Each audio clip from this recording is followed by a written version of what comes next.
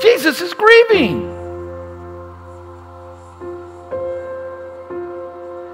He took off.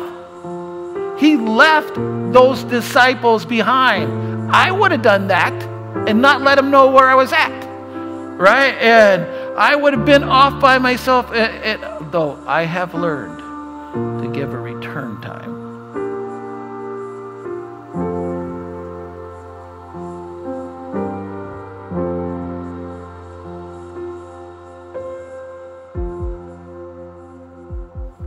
Fourth, know how your loved ones grieve.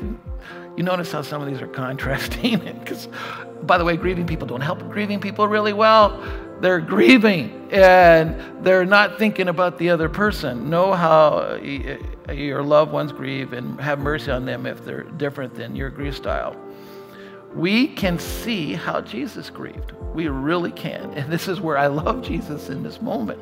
Matthew 11, 6 through 14 from the message. I'm going to read it to you. But at his birthday celebration, he got his chance. Herod's daughter provided the entertainment, dancing for the guests. She swept Herod away. In his drunken enthusiasm, he promised her an oath, anything she wanted. Already coached by her mother, she was ready. Give me served up on a platter the head of John the Baptizer. That sobered the king up fast. Unwilling to lose face with his guests, he did it. He ordered John's head cut off and presented to the girl on a platter. She in turn gave it to her mother. Later, John's disciples got the body and gave it a reverent burial and reported to Jesus. When Jesus got the news, he slipped away by boat to an out-of-the-way place by himself. I would have done that. Jesus is grieving. He took off. He left those disciples behind. I would have done that and not let them know where I was at, right? And I would have been off by myself, though I have learned to give a return time. That's loving. But unsuccessfully, someone saw him and the word got out. My theory, it's Peter, but I don't know. Can't prove it.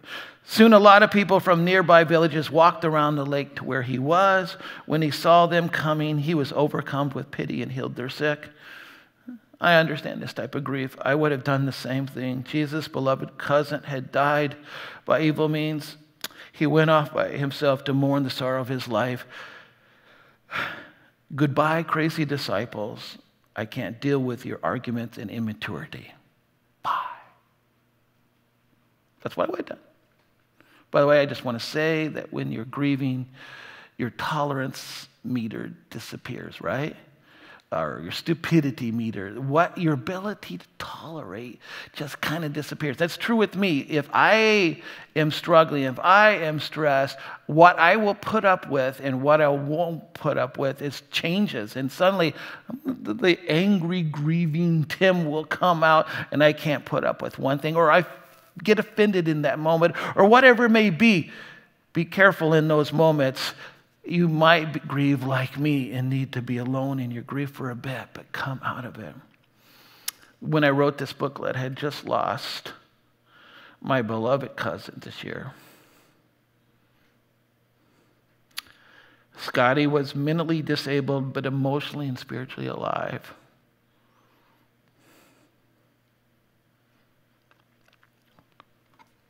I disappeared into northern Michigan woods to grieve alone and then reemerge to weep with others. That's my healthy style. You would have loved Scottie. It's my chance to say something about him. I dedicated this booklet to him. I grew up with him. I'm slightly older than Scottie. Scottie, he would see me and he'd go, "Hey, Tim! Hey, Tim!" And he always loved God. He grew up in a church setting.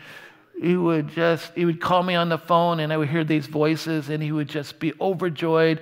And he didn't know what to say, but he'd say, "Tim, how's TJ?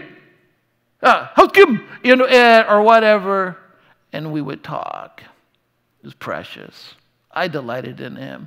And he changed the course of my life. There is nobody that I meet that has downs or any other thing that I don't instantaneously fall in love with them, because Scottie changed my life. Now I grieve his loss, but I also am thankful for what he taught me as a human being and how I care for others.